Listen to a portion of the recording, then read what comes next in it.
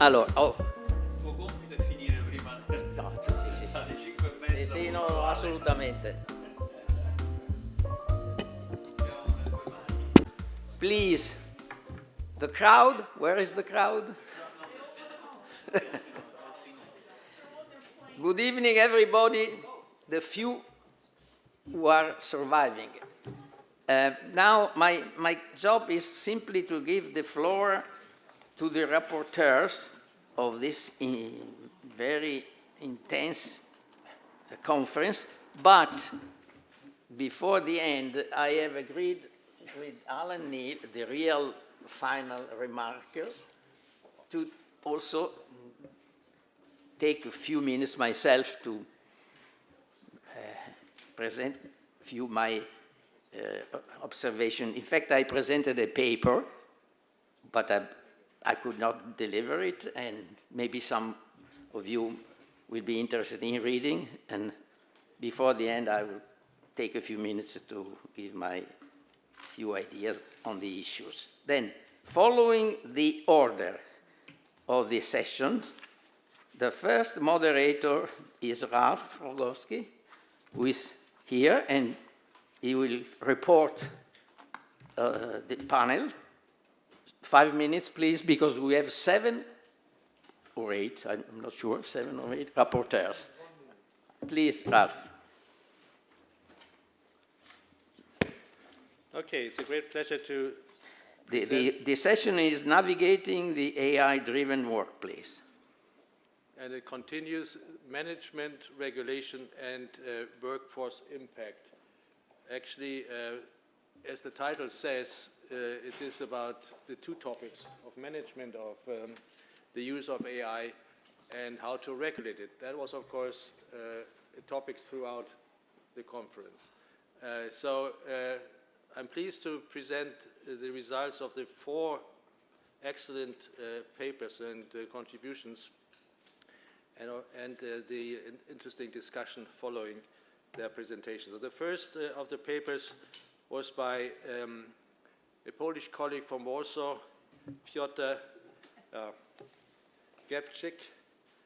I hope I got close to his last name. He presented us with very interesting findings of his study of the use of AI in Chinese labor law, and gave us an example of AI-driven workplace regulations, especially in the area of drivers, both delivery services and taxi drivers, Uber-style drivers. So in his account, there were 3 phases recently in the use of AI in this area. First phase from 2016 to 2020 was a policy-driven use of AI with the great hopes in productivity gains and a rise in employment or equivalent to employment. But then there was some investigation into, and it was a big success in these terms, so great rise in drivers in this area. But then in 2020, a report was issued, empirical study was done, finding lots of problems in the area.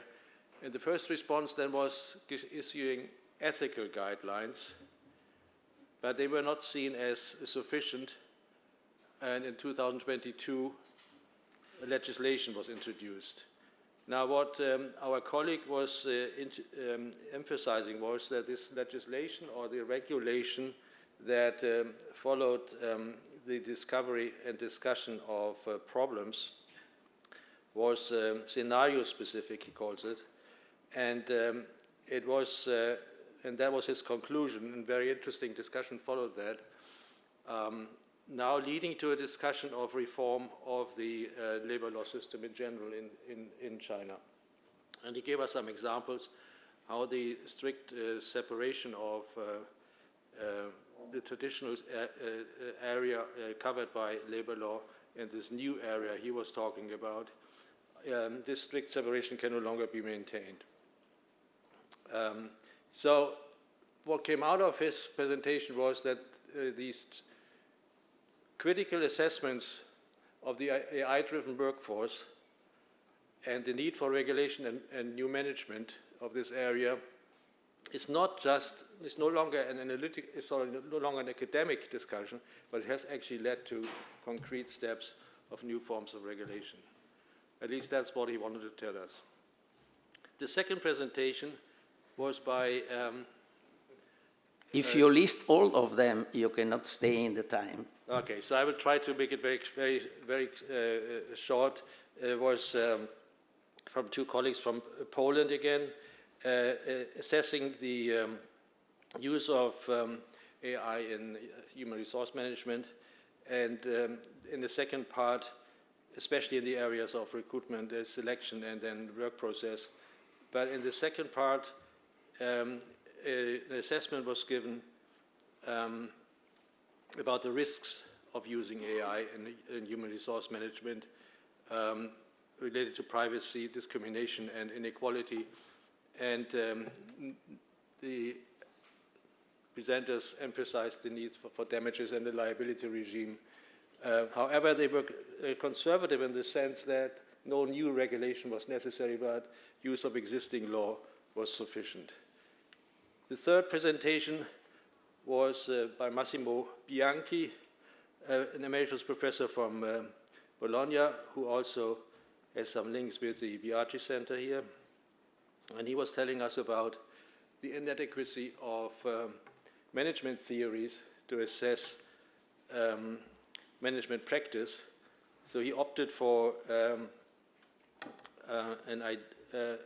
reversal that management practice, and especially the control systems in companies, should be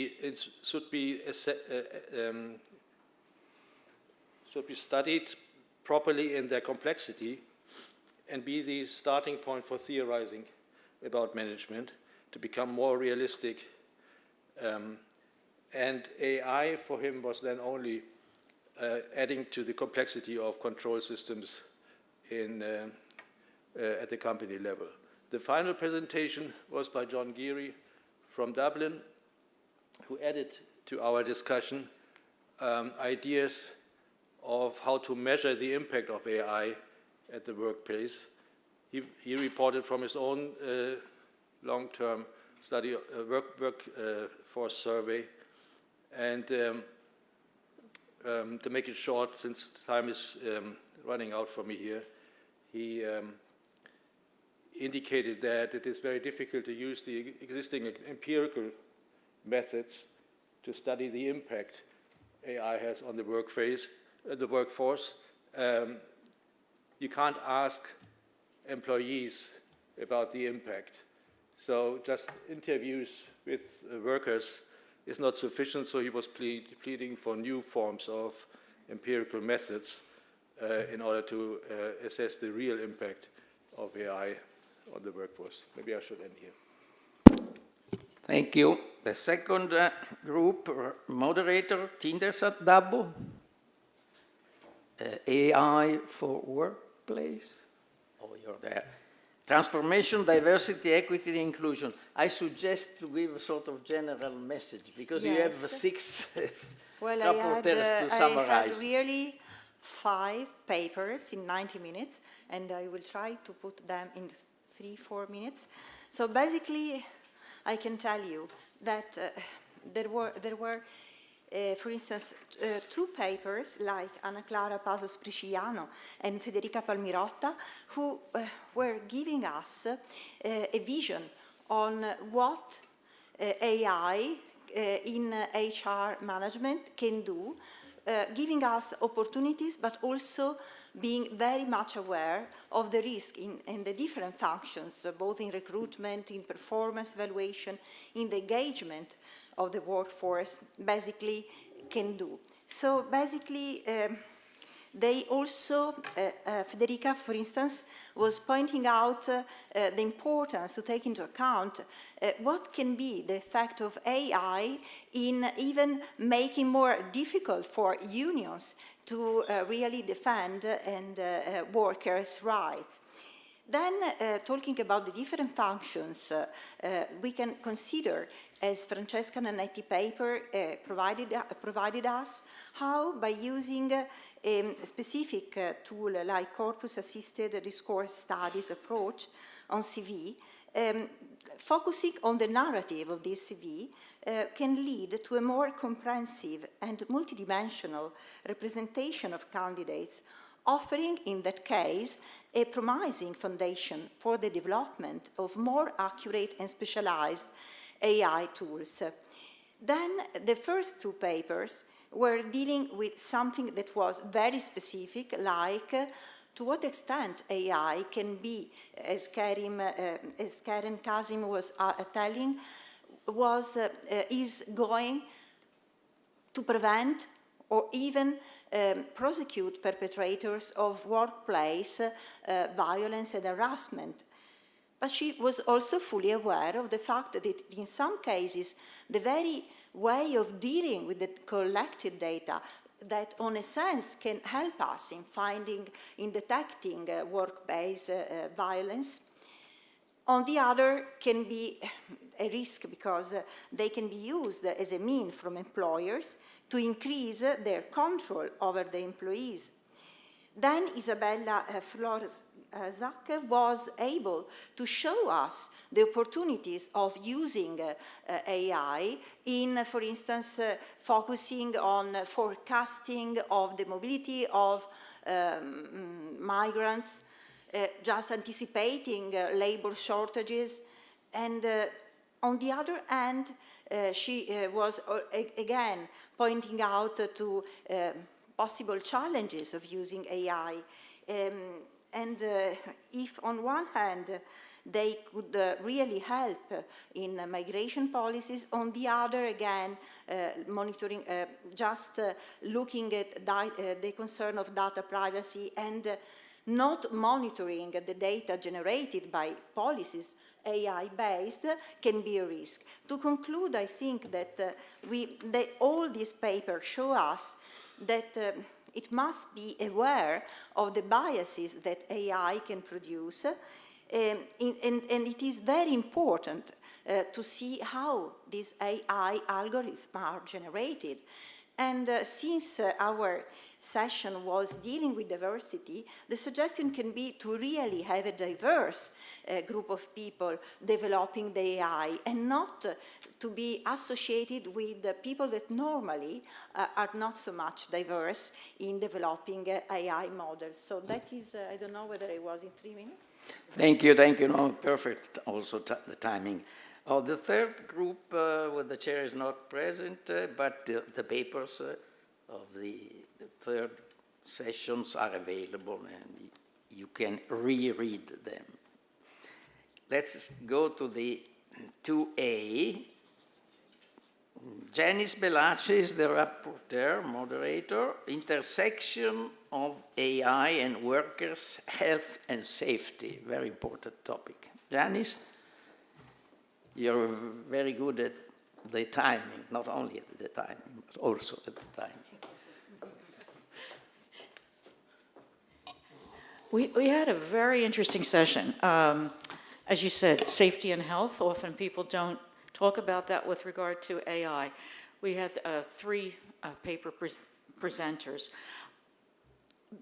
Maria Giovanove from Rome looked at using what I would say settled law, that you have products liability law, plus you have the employer's obligation to have a safe working place, and saying that one could apply that to AI. There might be some issues, but the big issue is looking at the developer of the product, which is completely separate than the employer, and the employer actually often doesn't understand the product. What the employer has is obligation, and looking at some of the issues there. Our second paper was by Simona Leonelli and Filippo Ferrarini from here, Modena. They had done a bibliometric study of how the literature was looking at AI and workplace issues. But what they pointed out was mostly they are not looking at safety and health. Occasionally they are. So those of you who have done this, they were using Scopus and they put various research words in, phrases, trying to see the connections. What was interesting is so much of what now they could find is occurring in journals that apply to people in service industries. And secondly, what struck me was looking at where this is being researched. Do I have this right? United States was 1, China was 2, but Italy was number 3. And considering the relative size of the countries, that was very interesting. Our third paper was by Davide Tardivo, who was at Padova, and he was looking at, when we say AI, I mean, what type of AI? And he was looking at virtual reality, augmented reality, and the metaverse, if you know that word. If you read his paper, he explains what these are. But the interesting point there, to me anyway, was that these types of AI are creating issues because they're moving people beyond can I use the word real reality, right? So that, let me use virtual reality as the example. Your body knows that you're here. You have feet that are standing on the ground, or you're sitting someplace. But your eyes, and probably your ears, are in virtual reality. So that part's being transported. Well, your brain gets terribly confused by this. Very confused. And it's working extra hard to try to have 2 sets of inputs that don't match up. So sometimes it does have physical effects, like you trip and fall, but it has others. We had a very interesting discussion after that about stress. So many workers are reporting all this stress and anxiety. Some people think it's anxiety because of, they think they may lose their job, which is certainly one cause. But there's a lot of stress from working with this new technology, and we got into some discussion of that.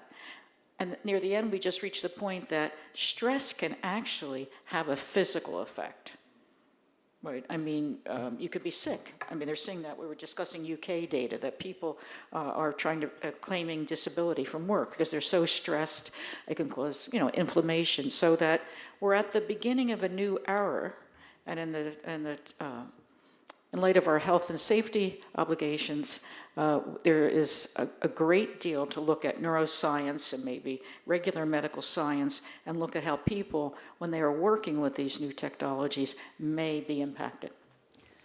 Thank you. Thank you, Janice. To the next group, Frank Hendrik will speak, report on labor rights in the digital age. You don't have to run, just to speak. I don't want to lose my time and your time.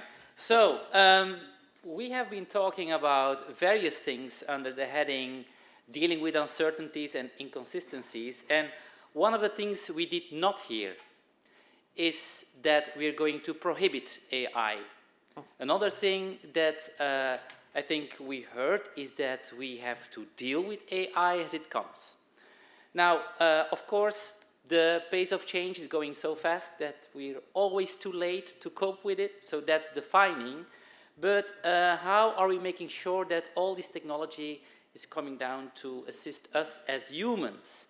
And Stefano Guadagno has indicated that it's not enough to have declarations of rights. We must have a thought and a good look about how to implement them and think about all the technical issues that are derived from very abstract ideas of rights. And he suggested, for example, very specific rights to have human review of automated decision-making. I think another point that was raised by Marta Otto, the second speaker, who asked whether we have a shared vision on digital rights and on the future. And of course, there's a big development with the GDPR and with the AI Act, and law and technology as a movement has also brought up a discourse on new rights. But the question is, of course, what do we do as labor scholars and labor lawyers in this? Can we reimagine the future and an agenda for labor rights that are new and not comparable to what we already have? And that brings me to the third presenter, Mariana Russo, who has had a completely different sort of approach, who looked at age as one of the important elements to bring into the discussion on digitalization. And I heard a sort of very positive story about age this time. And I really want to embrace that, because she said, well, there's so much opportunity also for older age people on the labor market in terms of training, lifelong learning, and all the positive aspects we have received from the European active aging agenda should be brought into this technological debate. And then finally, we had a look on China. And Quinkin has learned us that the Chinese perspective is sort of inspired by the European example, the GDPR, the AI Act, perhaps sometimes over-inspired because all the flaws could have been taken over as well into China, so that is a problematic issue. But also she pointed to the fact that, well, it's not only about individual rights, it's also about democratic deficits in the workplace that we should address, and fairness. And so that leaves me with the question, where do we go from here? Now, I think it looks like in this panel we have sort of not said we're going to do away with AI, but we need to guide it into the future. And one way is to look at past performance of the regulatory agenda and fall back on what we know. The GDPR is a good example. The AI Act may be another one. We should not throw away the existing labor law traditions. So Stefano pointed also at non-discrimination law and trying to reinterpret this. And of course, then there is a question, well, do we need to think about really new rights? One of the examples was the right to disconnect, which is already a new one, the right to be forgotten, and perhaps my title for the panel would be the right not to be forgotten as humans. Thank you. New rights or new way of looking at the old rights. Next, Rudiger Kraus, about trade union response. Very difficult, careful, around the corner.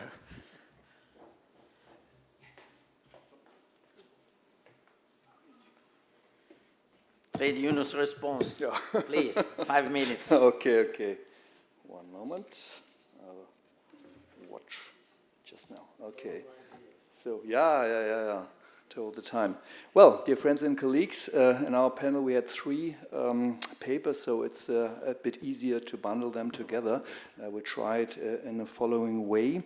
We had a paper of 2 Polish colleagues coming from the Solidarność trade union, Sławomir Adamczyk and Barbara Sodowiska. Then Matteo Avogaro from University in Spain, and last Ilaria Purificato from the Marco Biagi Foundation here in Modena. Well, I think it's possible to bundle them together around 2 big issues. One is what I would call AI governance, or the collectively negotiating of algorithms on the one side, and on the other side, to use AI as a tool for strengthening and revitalization union activities. And from the first part, it is important, and I'm very grateful to the Polish colleagues that they remind us on 2 aspects from the very beginning, to see that the AI development is embedded in the larger development of capitalism, and it's could be a problem to focus only on the technical issues, and we have to remind that it's a part of a general development we have in the modern economy. And the second part is embedded in the national relations, industrial relations system. So even if it comes to European regulations, we have to realize that they must be implemented into the setting of at the national level, and it's very different in the different nations in Europe. Well, coming to the first part, the point is that particularly the Polish trade unions have a more defensive attitude to regulate AI questions. There are examples of Amazon and Volkswagen and so, but the point is a proactive approach is very complicated to pursue. And in Poland, due to the general setting, we have many small and medium enterprises, and it's very complicated to come to, well, before the wave, it comes to the enterprises. A second aspect, it's more stressed by the colleague from Spain, is to use the existing legislative regulations. That means the AI Act and the Platform Work Directive. And his idea is that it is a step forward to use the prerogatives which we have, the collective rights in this directive. But on the other hand, it's not enough, because information and mere consultation is not enough if you deal with very complex technical issues. You need some additional instruments, experts, you need some perhaps regulations on the question how to design these things, and this is a very important point, but it was some kind of wishful thinking to a certain to a certain sense, because the question is, or could be, that many of these AI tools were developed in the US or maybe in China, and it's not so easy to regulate them from a European perspective. The second big issue was the question of using AI tools for strengthening the trade union activities, and this was particularly stressed by the Polish colleagues in the second part of the presentation, also by Ilaria Purificato. And the point is, there are examples to use AI tools, for instance, chatbots to get in contact with the members and to get the feeling, what are the real needs, the current needs of members, that is possible with this modern kind of tools. And it was a bit futuristic. The question, can AI tools also be used in the current process of collective bargaining? There are some examples from the US and Canada that during the collective negotiations, large amount of data were, let's say, processed by the use of AI tools, and that could be helpful for both sides, not only for the employee side, but also for the employer side. But on the other hand, it was very clear that a collective bargaining as such cannot be substituted by AI tools. That's not possible. There are a lot of additional aspects, power relations, there is some kind of trust, there is some kind of, let's say, the assessment of the current situation, and you cannot leave it all to the AI tools. That will not be possible. So the conclusion is, one second, yes. We have a lot of problems, with AI, and we need natural intelligence to solve it. Yeah. Thank you. We are going very well. In fact, our rapporteurs are obsessed by the timing. Okay, now next is Xila Coloran, an old friend, always present in our conferences. Thank you, Xila. And the session was breaking barriers, the barrier of AI. Careful, huh? Yeah, thank you. Okay. I was a little bit criticized by Manfred for using the computer, and it's not yet AI. So what? Use your microphone correctly down. Please. Okay, yeah, thank you. I always have to adjust it to my We are not very long. Yeah. So, as you could hear, the title of the panel was about breaking barriers, predominantly for people with disabilities, existing barriers for them through accessibility and equal opportunities at the workplace.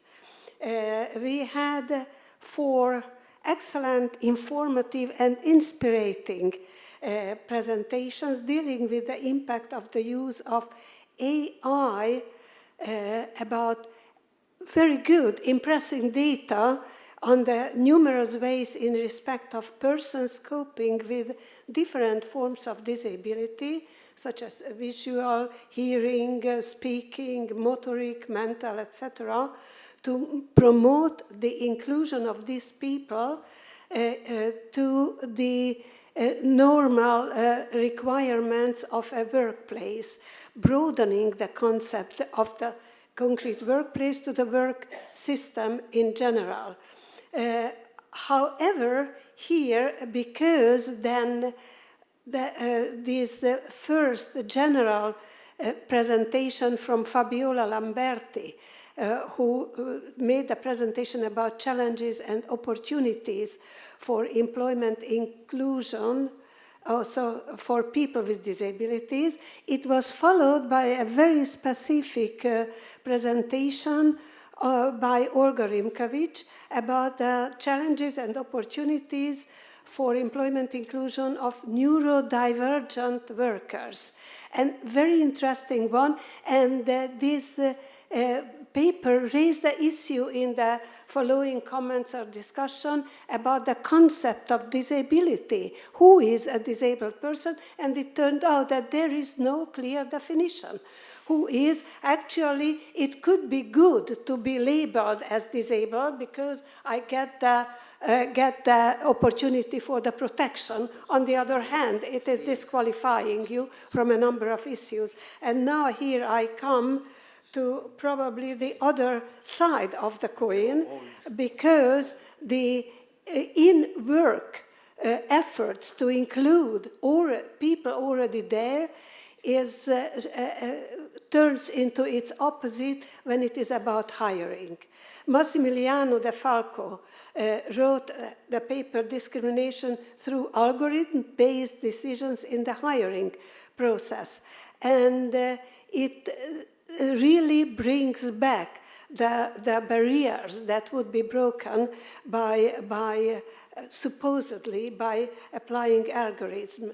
And actually, I would not go into that because we already heard a lot about this form of discrimination through face recognition, etc. This means a serious danger for the people. And similarly, the presentation of Alexander Stör also was dealing with the dangers of algorithm when the human-based decisions are shifting into the machine-made decisions.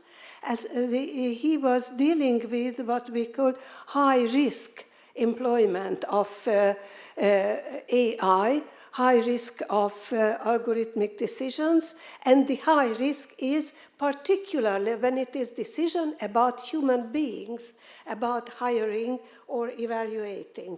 I have to add here that the presentations return to the UN level as well as European regulations existing much before the issue of algorithmic management and the use of AI has emerged, that confirms, and we may see that these rules can create a framework for future regulation of algorithmic management, because now the expectations of algorithmic management are adjusted to the terms and concepts and the rules in these regulations. Actually, in the last presentation from Alexander Stör, I think we heard a very strong statement, and or not statement, question, whether replacement of human judgments and decisions with can be replaced by decisions of algorithm. That's the basic question, and here, as we see in the science, there are very divergent views. One who says, acknowledging all the dangers and risks, discriminatory risks, they say it should be used. Others would propose the total ban of such algorithmic decisions. I say again, I repeat, when it is about human beings, hiring process, particularly evaluating. So probably, oh yes, I have to add that with the strong requirement of real regulation, not only recommendations and expectations and opening the opportunity for certain codes of ethics, etc., strict regulation should be there. And the second very important issue is that the persons affected by this AI management should be involved in giving the data. The input to these machines in order to be not affected harmfully by these systems. Sorry if I thank you very much, and I felt very glad to be chair of this panel. Thank you, Jenny. Thank you, Xila. Okay, now let's move to the last group, Collective Instruments for Algorithmic Governance. Manfred, please. Should we really govern?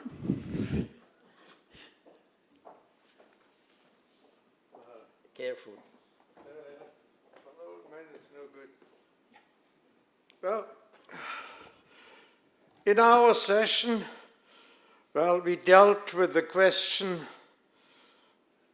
whether and in how far the rules we have on European level and we have on national level can help the workers' representatives and the trade unions to establish transparency in this whole business,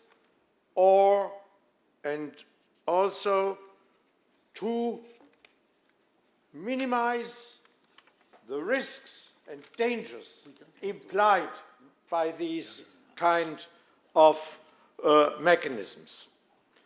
Well, we had 3 papers, 2 by Italian colleagues, 1 by a Portuguese colleague. So the national rules, of course, were Italian and Portuguese, and the many European rules, which you know, I don't have to tell you. What did the papers do? They went very, very thoroughly through these different articles and paragraphs of the different acts we have and the different directives and regulations. And they were focusing in particular on 2 levels. The one level was the right of information or to information, and the other one was the right to consultation. As far as the right to information is concerned, well, it became clear that there are enormous problems. There is some potential, but there are enormous limits.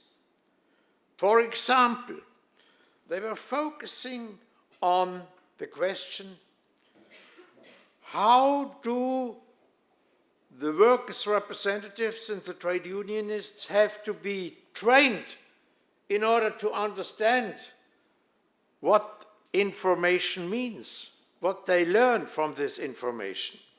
Very difficult problem. There, of course, the question was what role are playing the experts and so on, and how can these people be taught and so on. A second problem was, what does the employer know in order to give information? Does he know everything he has to know for these kind of mechanisms, or is it the developer who knows? And then, of course, well, it became clear that information ex ante may not be sufficient if you have really autonomous systems, and things like that.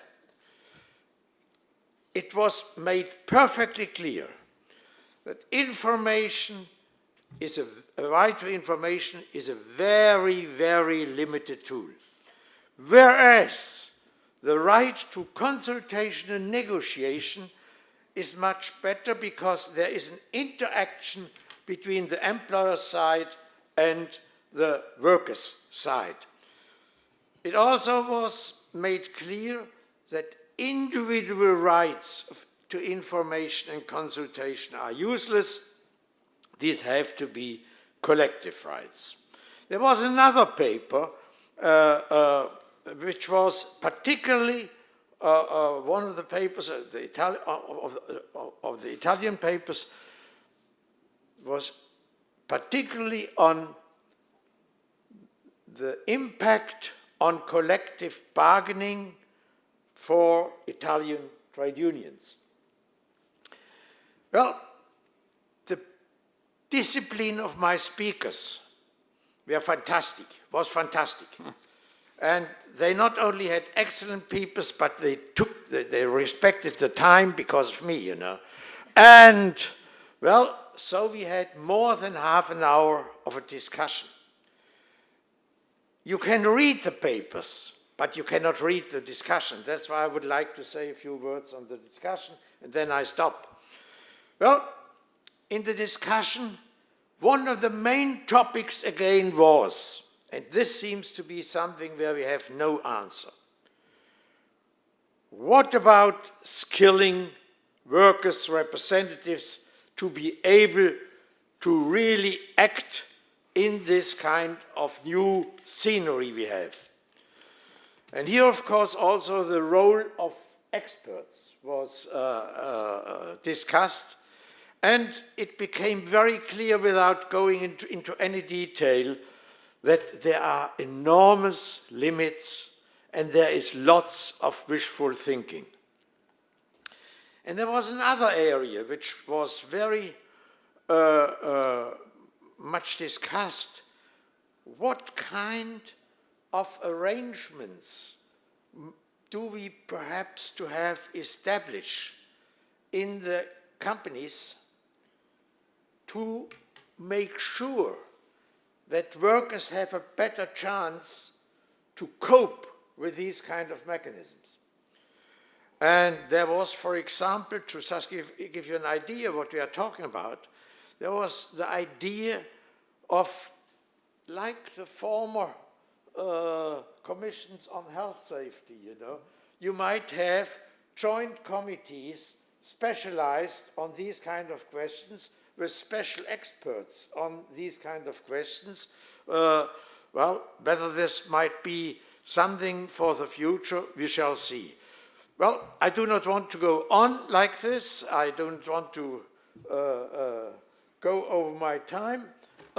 It was a very lively and very controversial discussion. I liked it.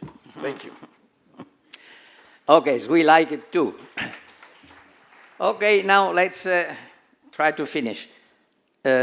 What we have heard here, also in brief, few minutes each, gives the flavor of the richness of our contributions. In fact, I've been attending many conferences of this kind, many years, like Alan and some friends. But this particular conference today is, in a way, exceptional, not only because of the number and variety of contributions, more than usual, but I think because of the issue that we are trying to cope with.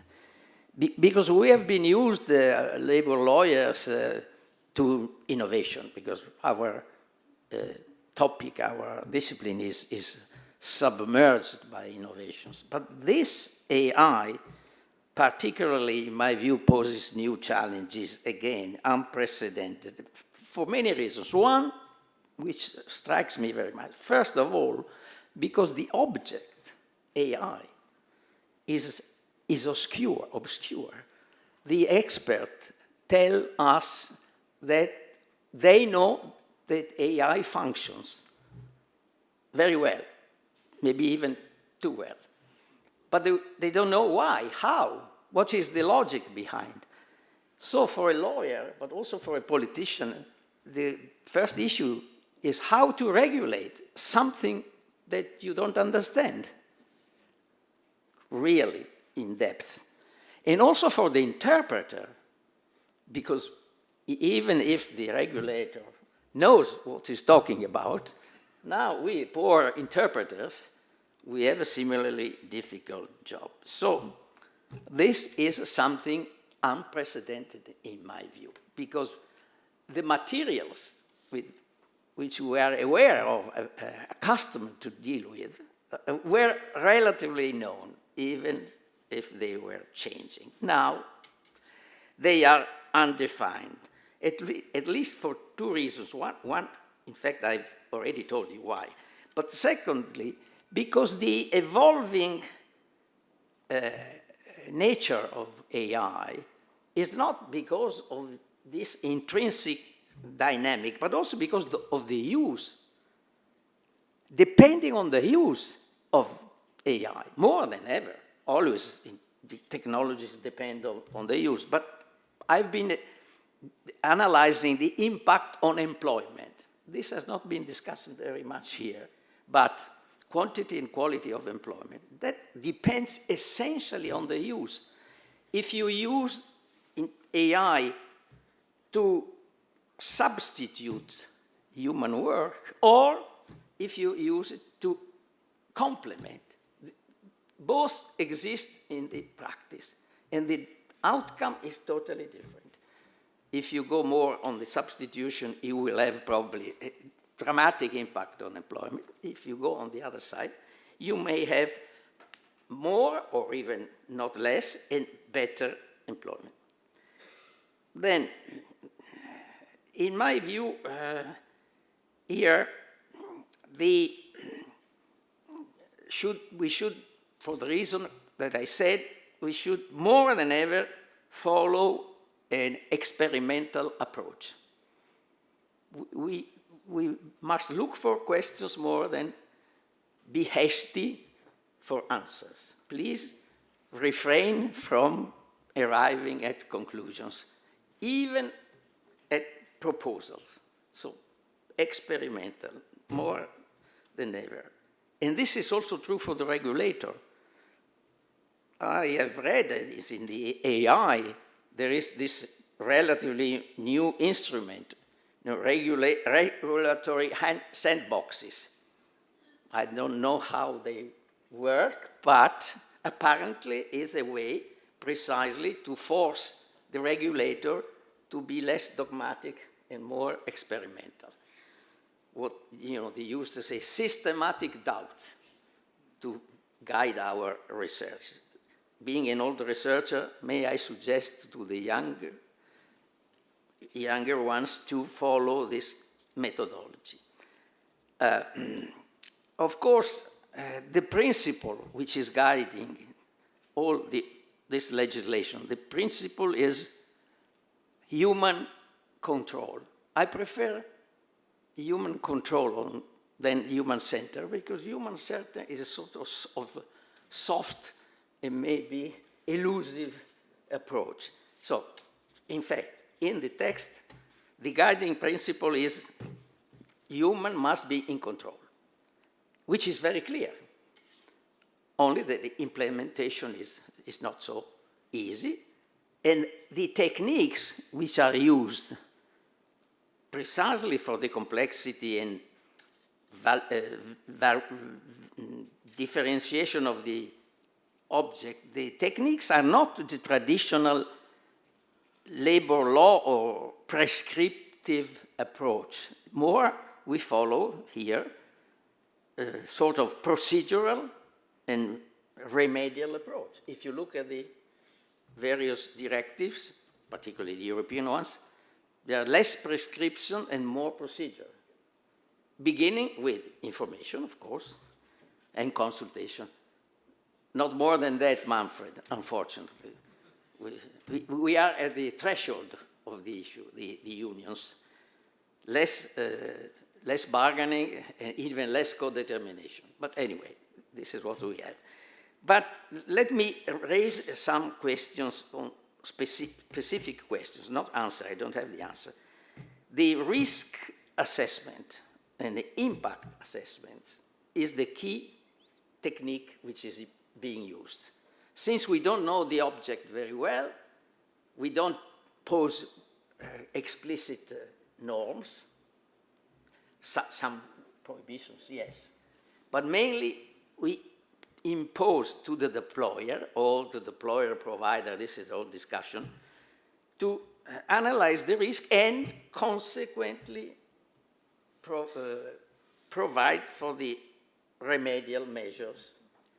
But my view, and in my paper I give the reasons, the risk impact or the risk assessment is a technique which has never been used in this area.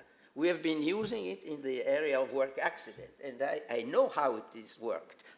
But it's worked very simply. You take the precedent, you analyze the frequency of the accidents, and then you estimate the gravity of the risk. But when you have to apply the technique of risk assessment to AI, to the impact of AI on human rights, which is a vast area, or you have to apply the risk assessment to the impact of AI on the environment. Well, my point is, and I developed the reason, is the technique is very weak. And we cannot rely on this. This may be useful depending on how it is done, and I wonder who is in charge of giving the format. Can we leave that up to the unilateral evaluation of the enterprises, sort of self-regulation? And it is not clear which kind of authorities, national or European, will be able, and which kind of experts will be able to frame a risk assessment technique relatively useful to check the risk, since this is the core of the regulation. Second point, following. Assuming that you have assessed a certain kind of risk, then you are supposed by the regulation to adopt remedial measures to mitigate or eliminate the effects. Mitigate or eliminate. The text is very ambiguous, but the two things are not equivalent. Should we apply the precautionary logic, which is common to the European approach, but is criticized not only by the Atlantic? So this is the second. Third, what does it mean human oversight? Once you have assessed the risk, then you have the AI under somehow the measures, and then the regulation says that it is supposed, this functioning, to be supervised by humans in various aspects, beginning with the feeding of the algorithm. How do we do? What is data which are supposed to be safe, complete, accountable, and non-biased? This is a really key point. This is not enough, but if you start with not complete or biased data, then of course the whole mechanism is unreliable and possibly discriminatory. So here the lawyers should be really working together with technologists. Two more points.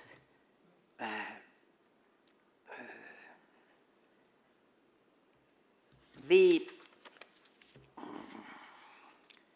role of the controllers of the decision. Let's assume that the decision is taken with the decisive impact of the algorithm. Of course, if it's only supported, it's only what we may discuss. How do we control if the decision is fair?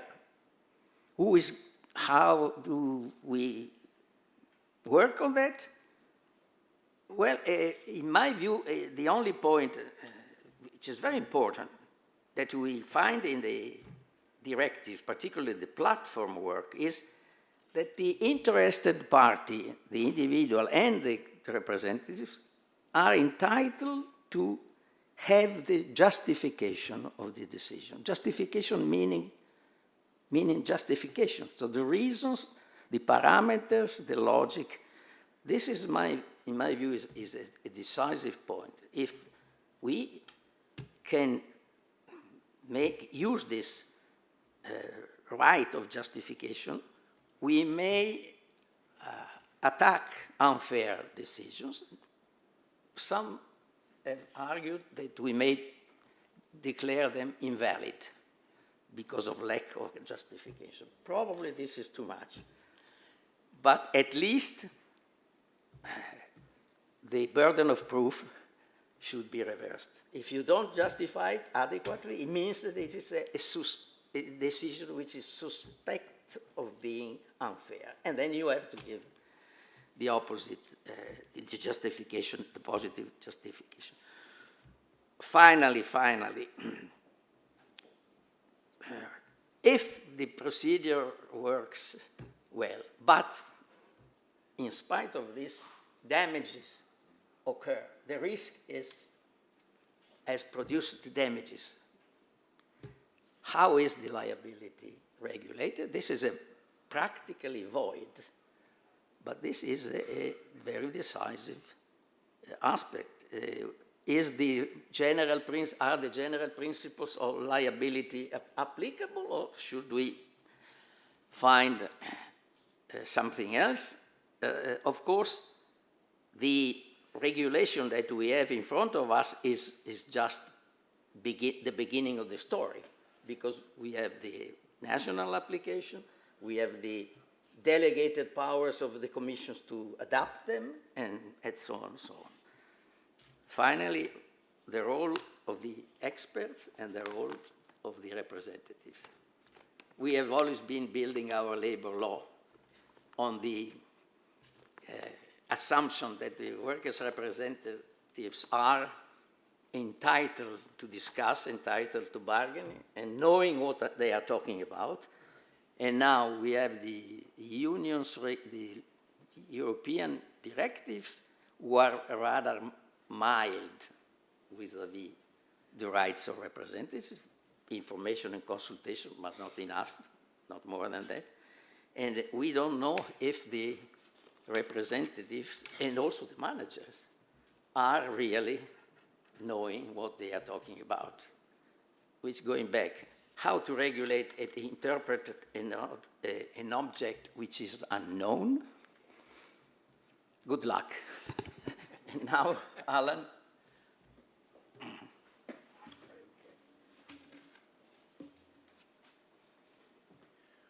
Well, let me begin by paying tribute to all of you for having come to celebrate the anniversary of Marco's assassination.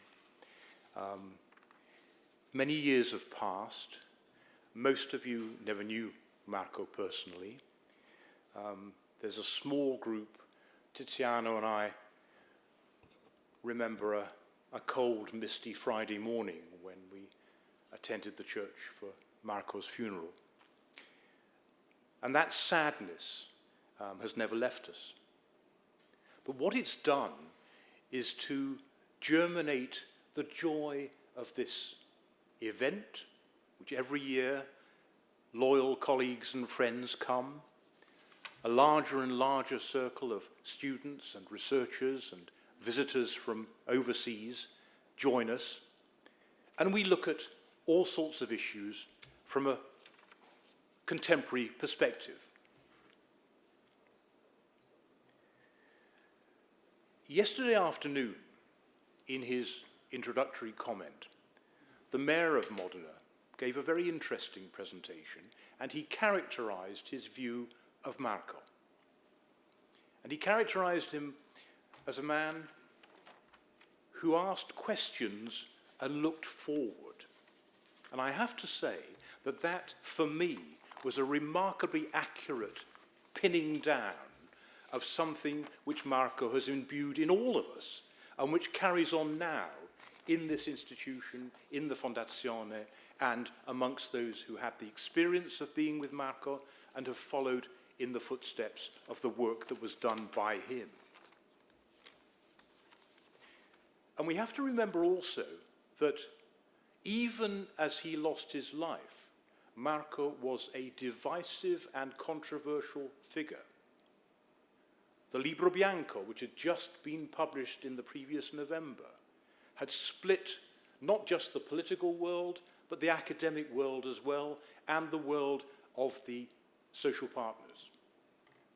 I can well remember a very well-known senior figure in Italian society still, telling me how Marco was a traditore, a traitor to the values of the work and the workplace. And it's in that context of asking questions, provoking, challenging, that we've tried to follow Marco's example. And with AI, I think we really have almost reached the buffers on the scope for finding real answers. Tiziano's put his finger on a number of questions.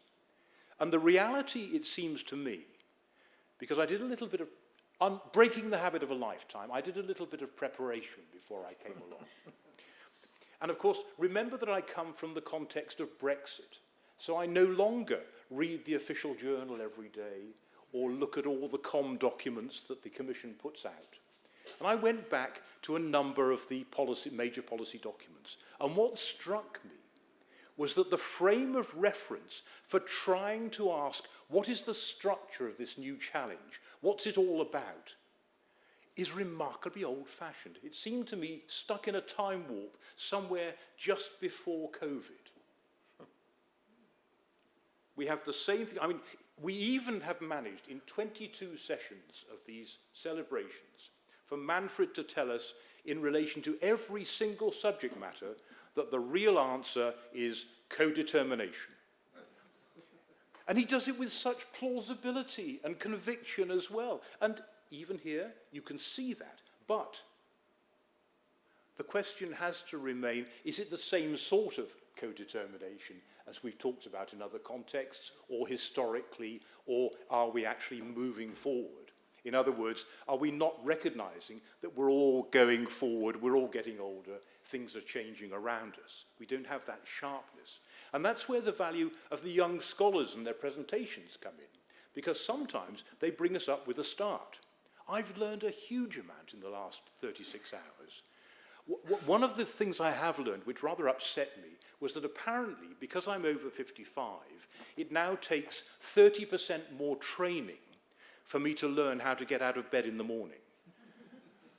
And although there are problems with being old, technology can help in some ways, sight, medical issues, these sorts of things.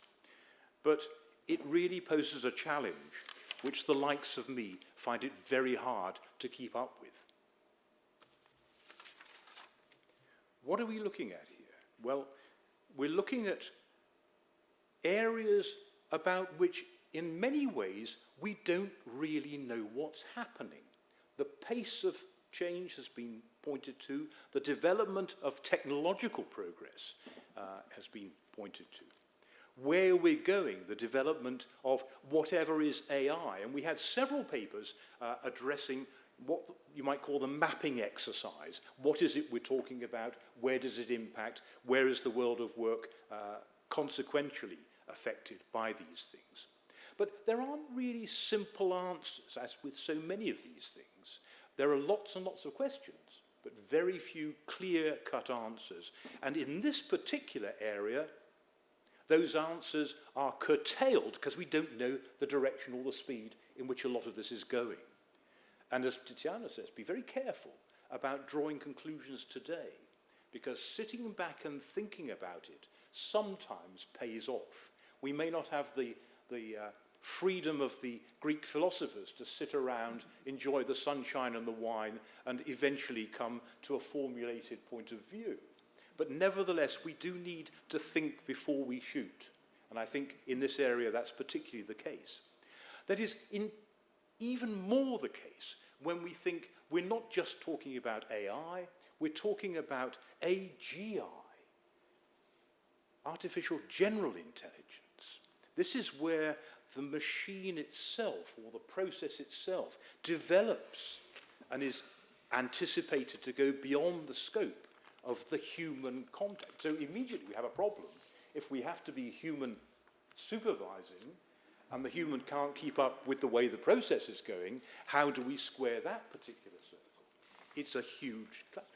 I, 2 months ago, was forcibly made to become one of the great non-working members of society. When you reach 75, judges in the United Kingdom have to retire. It's mandatory retirement. And so for 2 months, I've joined that great mass of people who do nothing for the economy, scrounge off the state, and have a great life all round. And I looked for a project. I wanted a hobby. And I thought, what can I do that is as far away from being a judge as I can possibly get? And what I've alighted on is I've suddenly got interested in chaos theory. Now, if you've gone into that at all, you'll know this is the butterfly wing flap that causes the typhoon on the other side of the planet. But it's absolutely fascinating because it then raises questions about what happens if our rule system, to which we're familiar and we're used, that we've grown up with, and we think we know and understand and try to apply, is suddenly undermined. What happens when you have the disruptor in the room? And I'd no sooner picked up the first couple of books that I started to read than we reached the 20th of January. And a new president of the United States was inaugurated. And suddenly I found the theory of chaos and the disruptor element was there in front of us, indeed. And of course, what would be the response of the European Union? Well, the European Union would say, well, there are some threats here, we have to regulate them. So let's regulate those butterflies.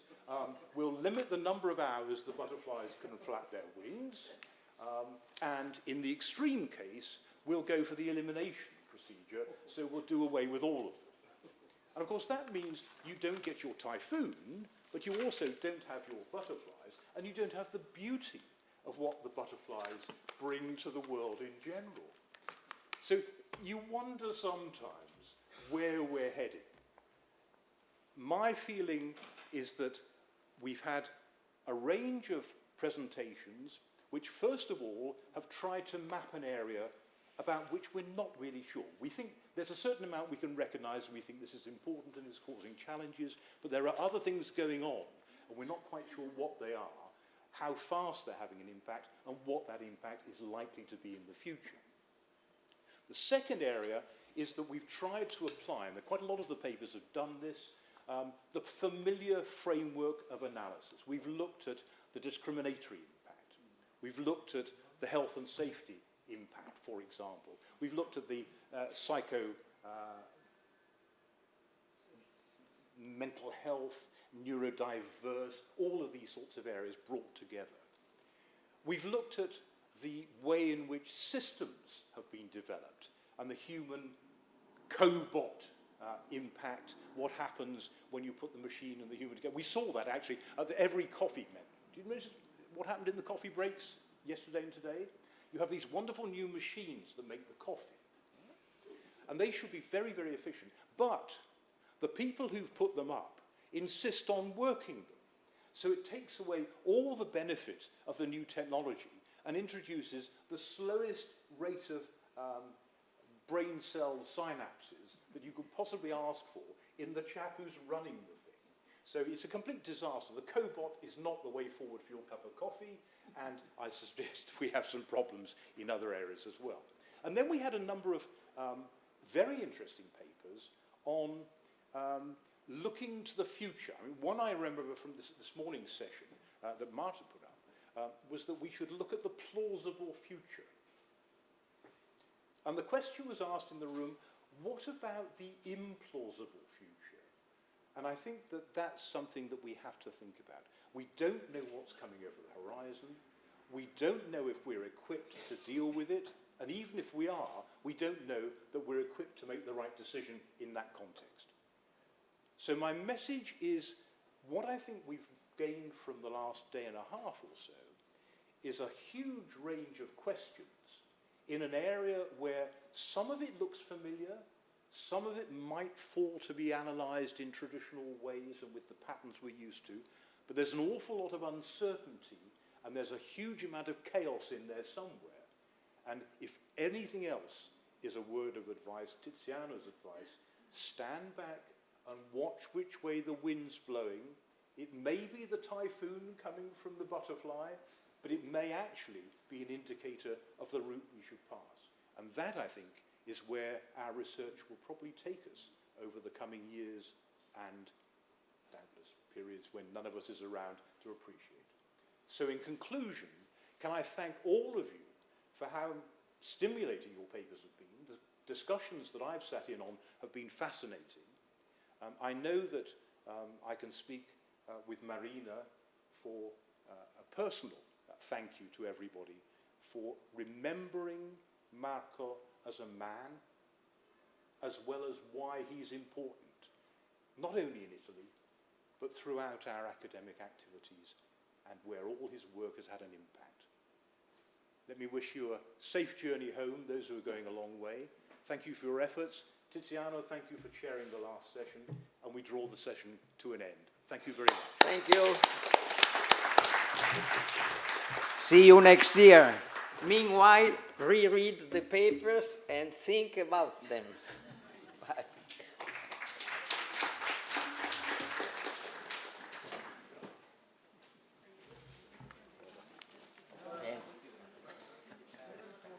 Siamo dei vecchi attori.